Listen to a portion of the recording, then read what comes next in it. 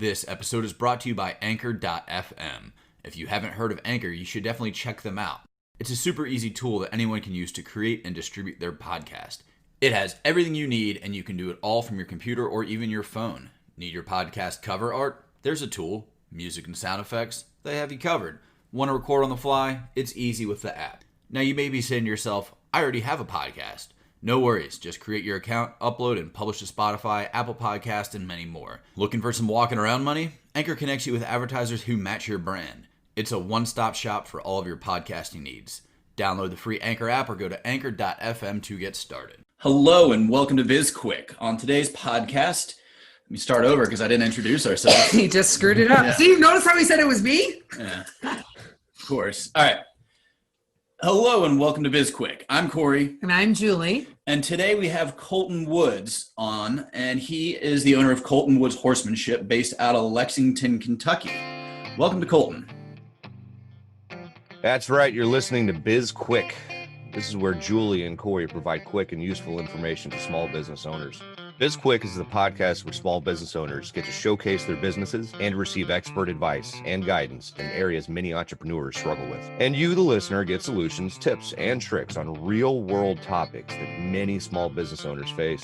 Julie and Corey are the experts small businesses hire when they need solutions. And the BizQuik podcast is just one way they deliver those solutions. Let's start the show. Hey, guys, thank you very much for having me on. Thanks for joining us, Colton. It's really exciting to have you on. I think the best place for us to start this particular episode is for you to explain to our listeners what it is that Colton Woods Horsemanship is. Yeah, absolutely. So our business, like you guys mentioned, is based out of Lexington, Kentucky, which is known as the horse capital of the world. We have the Kentucky Derby just an hour from here. And if you ever had the chance to drive through, it is horse farms galore. It's absolutely beautiful country. And so we run our business here, and basically we're a product and service-based business. We offer training services to other professionals. We ride a lot of international quality horses and start them under saddle. So we're getting horses that have never been ridden before, some that have never even been touched before, as well as some problem horses. And those horses come to us to get that initial, what we would call a foundation education, which is them learn. It's a lot of times you think about people education, they have to learn how to learn. And so we're giving them thought processes and ways to problem solve, and giving these horses the mental neurology, building that neurology in these horses so they can be successful for the rest of their life, particularly with performance careers. And then they're also learning skill sets like how to be ridden, how to get in a trailer, how to jump over fences, how to do some, like all the different sports. I don't have to bore you guys with all the different sports that we would get into with these horses, but that's just one part of our business. The other part of our business is going to be the human education side. And so just like we were just briefly talking about right before we started recording on this deal, is that the human education side is probably one of the sides that I'm most passionate about with our business. And that basically is helping horses and their people create a better connection, create a better partnership together. Horses, for those that aren't familiar with how horses are, they're prey animals. And so they are highly, highly acutely aware of what's going on. They don't speak English, but they read body language, they read energy, they read intention. And so as people, the biggest thing that we have to do is not learn how to train our horse, but we have to learn how to train ourselves and how to communicate with our horse. So we really have to work on our inner work on what are we thinking about? Are we present? Are we actually relaxed? Or are we holding tension in our bodies? And we talk about physical fitness. We talk about nutrition, hydration. All of these things are so important with our horses. So I spend a lot of my times now helping other equestrians or people that are just getting started in horses and up to the top level international professionals, working with them and their horses on how we can really ground ourselves in what we do every day. So one of our core values of our program is built upon the idea that horsemanship is not just a way to train a horse, but it's everything we do with our horses and in our own lives. So with our horses, it's not just what we feed them. It's not just how we breed them. It's not just how we handle them. And it's not just what we do to train them, but it is everything we do with them and in our own lives, which creates a really broad umbrella. But we have to really realize that it's a lifestyle. And fortunately for people that are in the horse business, it is a lot of people refer to it's a hobby, but there's many of us that make it as professionals in this business. And it's a lifestyle. It's a labor of love. And to really invest yourself in it, you can't just go to the barn and be the horse guy and then come home and just be somebody else. Like, it's who you are through and through, and your horses know that. I'm not going to lie. This is the first time we've had a guest on the podcast where I had no idea this was a thing, that this was even a business. And I have so many questions. I want to start with this. Can you tell us the origin story of how you started this business? Yeah, absolutely. So I did not grow up around horses. I grew up in a family of international business, very heavily entrepreneurial oriented and sales oriented. Actually got this chance to live overseas in China for 2 years, courtesy of my dad's company and these types of things. So when I turned 16, though, I saw my dad working all the time, gone 6 to 8 months out of the year overseas. And so I always envisioned him being in an office all the time. Fact of the matter was, he was in an airplane all the time. But I had this vision that he was stuck in an office, and I started working for them at the age of 12 in their warehouse. And so when I turned 16, I was like, I'm getting a job. I'm going outside. I want to be on a farm. I always had a thing for agriculture, animals, and I didn't know there was going to be horses. I thought it'd be more cattle oriented, to be honest. But I got started out on a horse farm there, learned the basics, and then just about 6-8 months later, I started an equine rescue. And these horses were basically abused or neglected. They came through, and the facility I was at, which was Safe Haven Equine Rescue and Retirement. They're based out of North Carolina, where I'm from. And they were really, really good at this. And this was within their first couple of years of them starting up. They were really good at getting these horses rehabbed, but these horses were young. They were 2, 3, 4, 5 years old. They didn't have an education. And so I had no idea. I didn't grow up around horses. So I asked people, I'm like, why aren't these horses getting homes? And they said, well, they don't know anything. And so I had a couple horse jobs before, so I just started messing around with them, just trial and error, trying to teach these horses how the basics on how to behave on the ground. And then I would get them ready to where they could be ridden, but because I didn't ride at the time, then they would have trainers that would pretty much donate 30 days of training on these horses for free. And so I would get them ready to be ridden. They'd go to the trainer for 30 days, and then they would find a home. So I found my purpose in the rescue horses, but then, and that was, it's hard to believe, but this is my 10th year of working with horses since then. And so it's been this drinking from a fire hose journey for me, because I went from not being around them at all to then volunteering, to going to college for this, to getting some top level internships, to working with international level clinicians and educators in the horse business, to now doing my own business. And so it's been a really crazy journey, just for the long story short, the last 10 years. Yeah, that's an interesting story for sure. You've mentioned quite a few times about how it's not only training the horses, but it's training the people, the owners, the riders, et cetera. Have you ever come across a situation where like the horse and the riders didn't get along? So that's probably one of the toughest parts about this business, is there is a lot of mismatched horses and people. And so I approach that in a couple of different ways. When I travel to clinics and everything like that, I will tell people, are they asking for my opinion basically when we get there? Do they really want to know what I have to say about this? Because the fact of the matter is, there's a lot of people that are wrong match, and it's just not going to work usually because the person isn't willing to change, or sometimes the horses they need a level of expertise that the human is not ready for, and it's dangerous. If I feel like I have the fiduciary duty to my fellow human, if I see something that's about to get really dangerous, really bad, I have a guilty conscience that I live with. And if I see that, I have to say something. So I'm always looking out for my fellow human in that sense. But there are a lot of people that just are mismatched. And fortunately, there's a lot of people, though, that feel mismatched right now. But with the right guidance, the right tools, they could develop themselves and develop their horses independently. So together they can get that partnership and that connection that they're looking for. Wow. Yeah, because I was just thinking, I'm sure we all know two people who are perfectly pleasant on their own, but for whatever reason, you can put them in the same room, they just rub each other the wrong way. So I didn't know if that was the same with horses, because I know they do have a lot of personality. Yeah, and horses don't think like people do. People have grudges. People premeditate things. Horses do things that people really suck at, like being present and like forgiving. It doesn't mean that horses don't remember things. They certainly do. But and I tell people this all the time, if you change your intention, if you change the way you think about things, if you change the way you approach something, like literally, if I tell you to do it and you believe me and you actually let it drop into your soul and you say, okay, I'm going to give it a shot, your horse will respond instantaneously. That doesn't mean they might question if you're totally with them, because they might think, oh, you might revert back to your old way. Like, but that's survival. I mean, that is their survival mechanism. If they don't have that little bit of judgment, they could die. And so, but horses are so much more gracious than people are, because if they recognize the human has made a change for the better, they will take you up on it instantaneously. They don't premeditate things. They don't do things, be like, oh, I woke up this morning, I'm going to ruin my owner's day. No, they don't do that kind of stuff. People do that stuff to each other for sure, but the horses don't do that. And so that's the biggest thing, is understanding, teaching people how horses think, how horses actually naturally operate in a herd dynamic, and in us as people realizing that we actually have a lot to learn from them, because they have a lot better core values in their life than we do. You know what's funny, Colton, is that you literally just connected a dot for me from like, I'm going to say I was like 7 or 8 years old. This is crazy.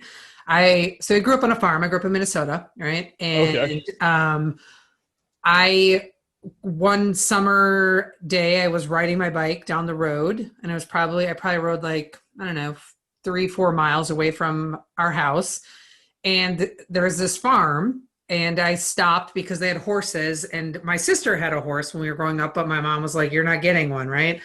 And my mom grew up around horses. And so I stopped, and I was like looking at the horses, and the owner came out, and one of the horses, he wanted to get rid of. He's like, this horse is ready for a new home, and he's like, I will sell this horse to you for $100. And I'm like, okay. So he, let me take the horse, and I literally like walked the horse. I left my bike and walked the horse back to my parents' house. And I told my mom, like, I can have this horse for $100. And my mom said to me, you can't keep that horse. And I said, why not? She said, because that horse is not a good match for you. And I legit, like, she grew up around horses. I legit thought she was punishing me. And I was so upset, but I now because I didn't think that was a thing. I now realize that is a thing, and I had no idea. Yeah. I mean, you probably just on a very basic sense, you could look at friends, just like he was saying, or you could look at dogs, is probably a way easier thing for people to see. I mean, I work with people every day that they'll say, you'll just listen to them. And it's so important, like, just to listen to people, how they describe other things in their life. That tells you so much about the relationship that they have, whether it's food, whether it's their spouse, whether it's their horse. Just listen to how they describe something, and it can tell you so much about where they're coming from. And the hardest part we have as humans is just to shut up and listen. But with horses, they're like, oh, he's such a jerk, or, he's lazy, or he's evil, or he's mean. And it's just like, well, that's your perception of what he's doing or how he's behaving. But is that really where's your horse coming from? Do you think about somebody else? Do you think about somebody in your life? You're like, oh, that person's just lazy. Well, is he lazy, or is there something else going on in his life that needs to be tended to? Because as people, with our horses, we have to get to the core of them. We have to understand what makes them tick, and what, if they're struggling with something, why are they struggling with it? Because if they're struggling with something and we just make them not struggle with it anymore, that doesn't mean that we fix the actual issue. That means we just got them to do what we want them to do. And I think the same thing goes with people. The poor person's not doing the task you want them to. Well, you can do a lot of things to make them do the task.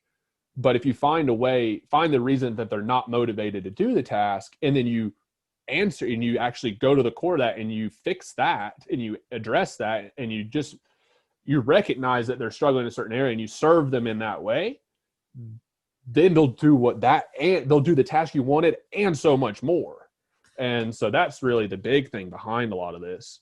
We wanted to take a quick break to tell you more about SB Pace, the small business consulting company that makes this podcast possible. SB Pace, which stands for Small Business Planning, Advising, Coaching, Expertise, focuses solely on helping small businesses and entrepreneurs. Are you looking to start a small business of your own? SB Pace can get you up and running with a solid foundation that's built to last. Are you an existing small business in a slump, or just looking for ways to improve what you do? we can help with that. Are you ready to take your business to the next level? SB Pace is the partner you need. You can find out more about SB Pace and what we have to offer by visiting our website, sbpace.com. You said something so interesting about the way that people describe things. And I'm really curious. I'd love to hear more about how do you leverage the way people describe things when you're working with them from a personal development perspective?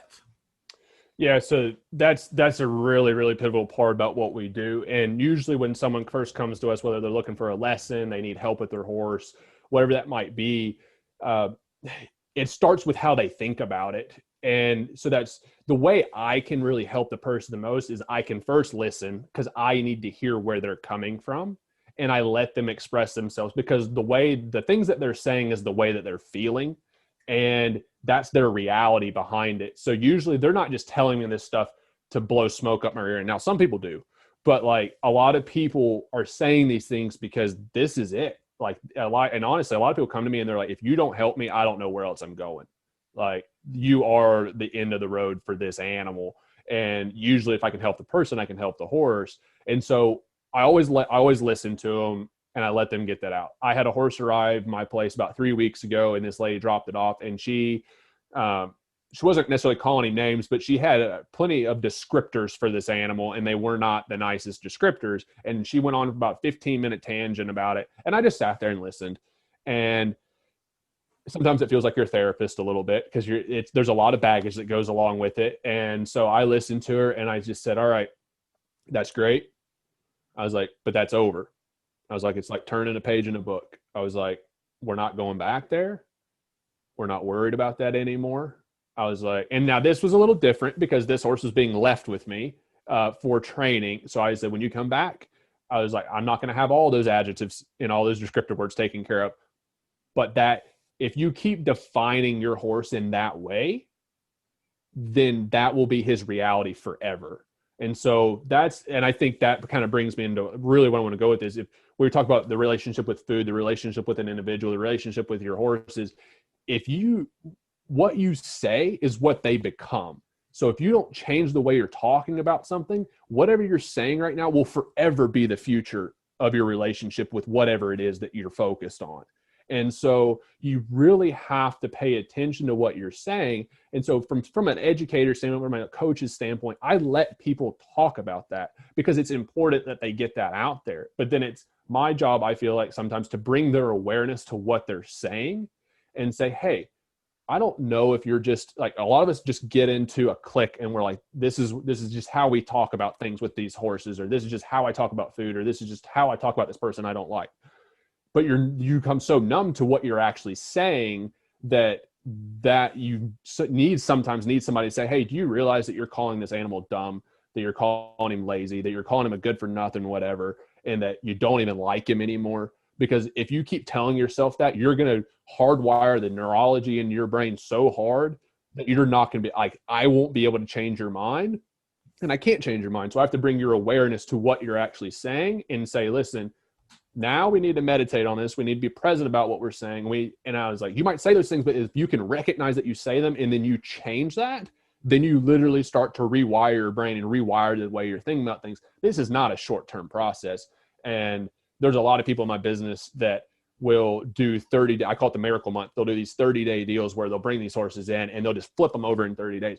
None of it lasts. It doesn't last. It's short-term results. And so my whole program is built on educating horses and people with a lifetime in mind, which means when you come to me, you know it's an investment, you know it's in the long term, and you know it's going to be a lot of work. That means that when I take horses into training, it's a hell of a lot of work on us for our team to get these horses trained, because we're sending these horses home with lifelong skills that at the point when they go home, they just need to be maintained because they've been instilled.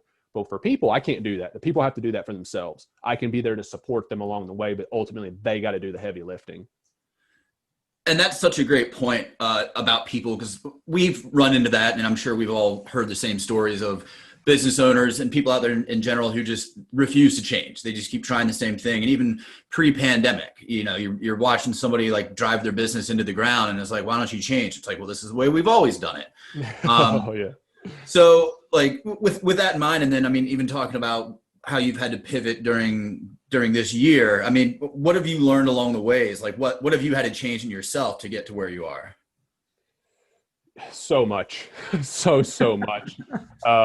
It's a lifelong journey. You know, unfortunately, the brand that we've built is a top tier brand as far as business goes, but it's one that's built on a continuous education, the never stop learning kind of idea. So while we come to people with information and we're very well known for what we do, that's just the beginning for us. And I tell people all the time, I'm always learning. I've got my own mentors. I've got my own coaches, and I'm leaning into that. And I think that that's the best part about this business, is that every day I get to go work with animals and people that challenge me as to who I am every single day.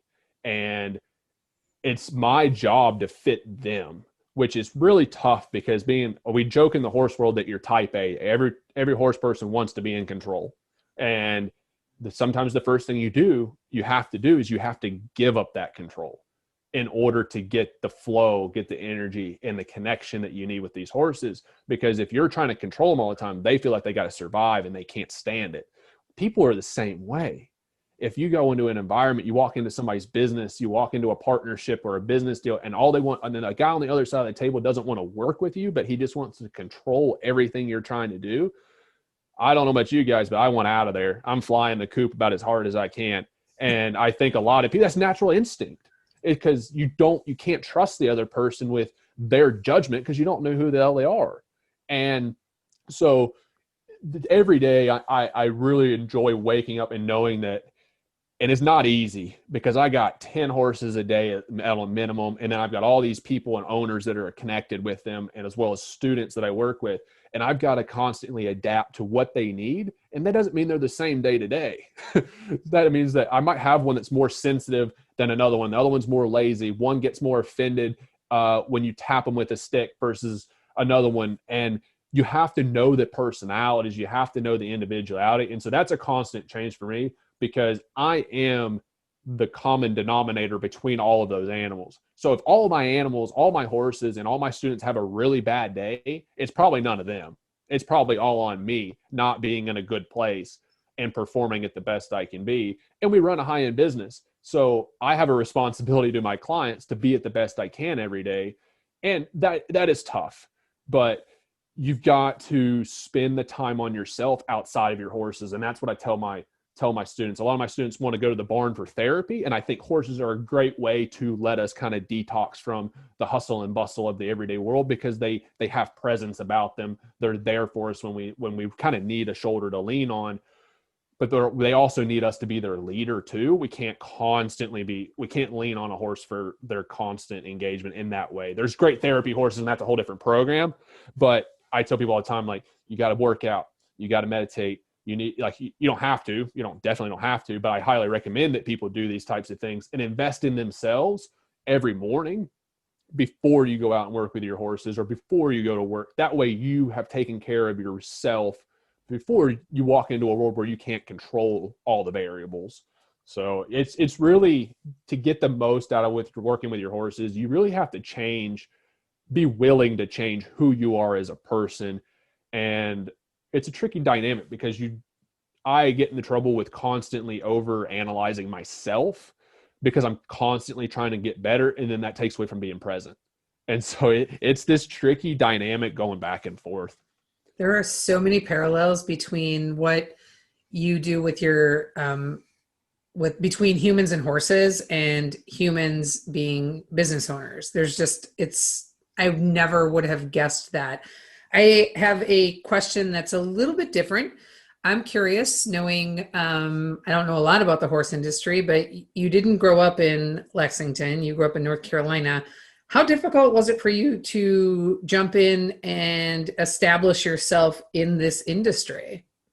It's been a heck of a journey. It has not necessarily been easy by any means. I think just like any business, a lot of times it's about who you know, not what you know.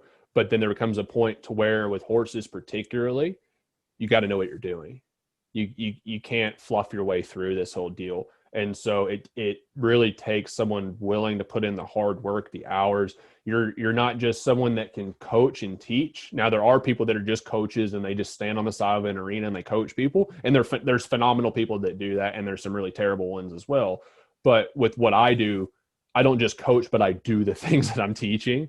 And I think that's so important because I have students that learn both ways. Some students learn better from seeing it. Some students learn better from just hearing me talk about it.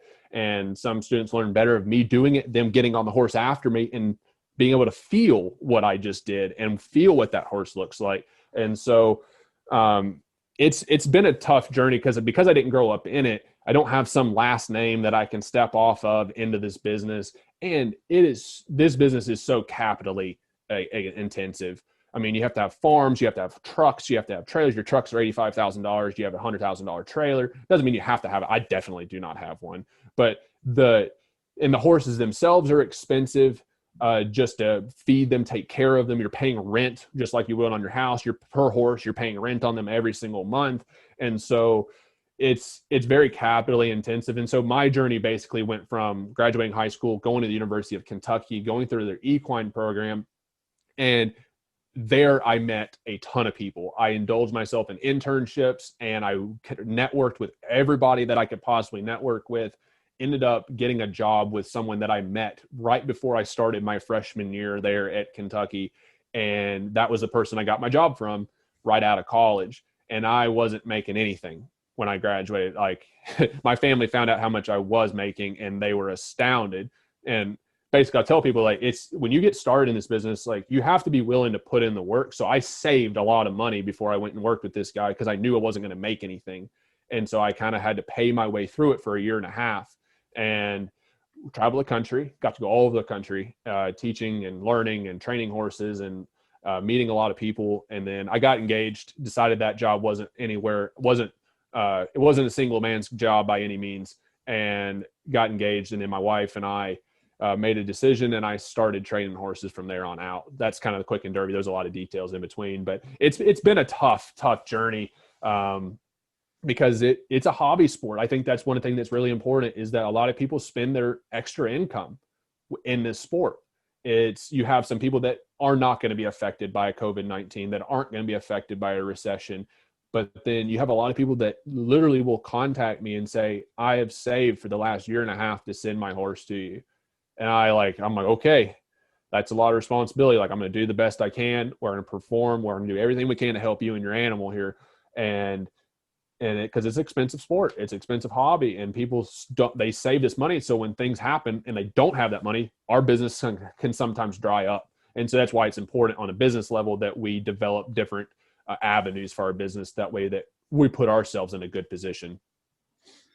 Okay, well, we're going to have to start wrapping it up here, but just wanted to ask one final question since you're fairly new in business and we have a lot of those types of people who listen to this podcast. What's one piece of advice you would give to somebody starting out or, thinking of starting out? Well, if they're going to be starting in the horse industry specifically, and I think this would probably go for almost any business, is go out there and learn from as many people as you can. And there's going to be times where you're going to see things that you never want to see again, ways of dealing in business. And you're like, that does not jive with who I am as a person, but that's okay. You don't have to take it with you. You can leave it there. And that's one thing my dad always told me is that learn as much as you can and pick what you want to take with you and leave behind what you don't. And the best way to do that is to go work with as many people as possible. And I find, particularly in our business, there's a lot of old timers they don't want to share the trade secrets, basically. And I think that's a hunk of junk, to be honest.